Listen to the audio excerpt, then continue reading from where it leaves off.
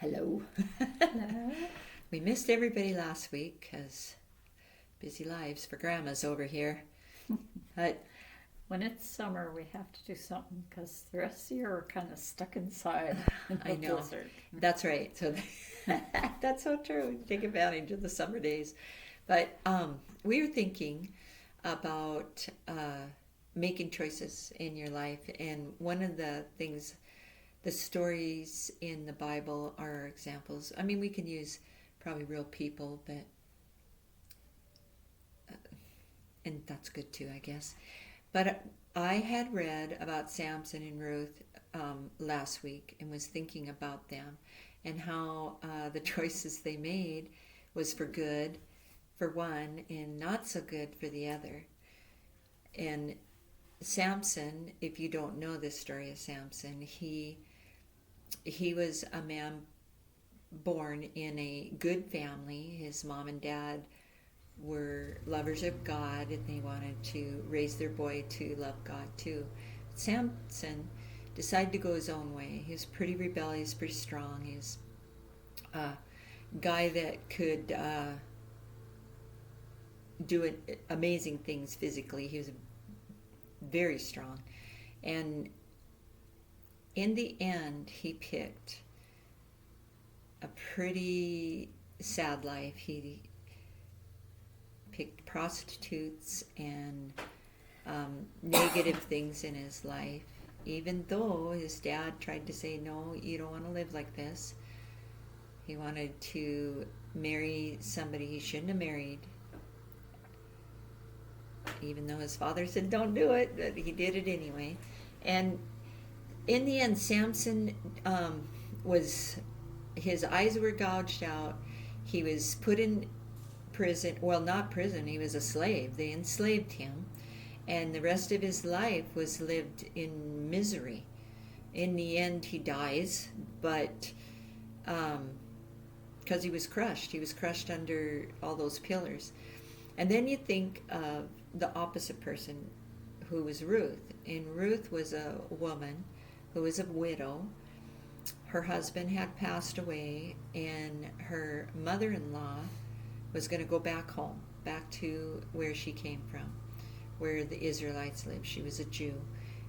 And told Ruth, you go ahead and go back to your home, but Ruth wouldn't do it. She decided, she was a Moabite, she was not a Jew. She had no idea what that living in that land would be like, but she chose to go that way, to choose God, to go into a life of mystery, kind of, because she didn't know what it was like. The only one she knew was her mother-in-law, Naomi, but she went that way, and she was blessed. She chose God. She chose her mother-in-law. She chose a good husband. She chose to live. She had a great reputation for working hard, helping her mother-in-law, just living a good, godly life.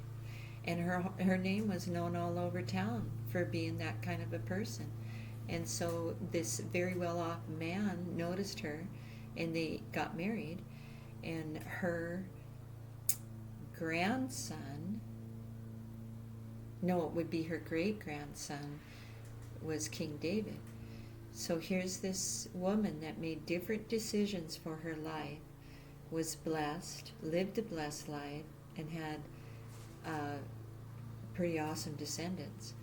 Where Samson, I don't even know if he had children. Did he have children? It's like his life ended with him. His descendants, everything was wiped out, and he had a better start.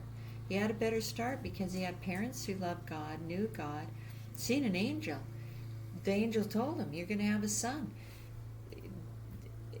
A miracle. And yet he chose not to do it the right way. And I think it's a lesson for us to choose good, to choose bad. Every one of us has choices to make through every bit of our life. And what were you saying about taking a step? Or how did you put that? Well, I was so inspired by your when we were talking about it, and I thought, if you take one step towards something, if you decide I'm going to do this, it could be lifting weights or Choose. You're talking about choices, right? Choose to start with one thing. Is that what you mean? Yeah. And I thought, I'm going to quit complaining. And I think if you do one thing like that is definitely from God, then your life will change. Yes. And like she said, it doesn't have to be that. You can choose to not lose your temper when somebody's being mean to you. You can choose kindness. You can choose. There's a Bible verse, and this has worked for me, where a soft voice turns away anger. Something like that. A soft answer. A soft answer. Yeah, that's it. Turns away anger. And I can remember somebody saying something to me, and I was, I was upset by it. But I chose a soft answer. It changed the whole atmosphere. You don't have to choose evil. You don't have to choose negative things any time in your life. And those small things lead to bigger blessings. Ruth picked one small thing. I'm going to follow my mother-in-law back to Israel. Where'd they go? Bethlehem or something? And so there they go. They go back. One thing changed her whole life. And she had a child. Her and Boaz had a child, and her mother-in-law, who had no relation to this child, helped raise that baby boy. And what a blessing, because Ruth had a baby and even blessed her mother-in-law, who lost both her sons and her husband. And here she gets to help raise this little, not a grandchild, but almost, just because Ruth chose to bless her mother-in-law, and it blessed both of them. It's a great story. I mean, it's just, if we would do that and choose good, and when you make a mistake, get back up and find something, fix it. If it means an apology, if it means, I don't know, it can be anything.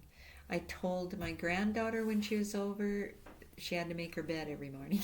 So I think even that makes a difference. Just start with making your bed every morning. Choose something to start going forward. We all need to. Even at our age, we're still trying to figure things out. Is there anything else you can think of? Can't think of it. Nope. Nope. Okay. See you next week. Be blessed.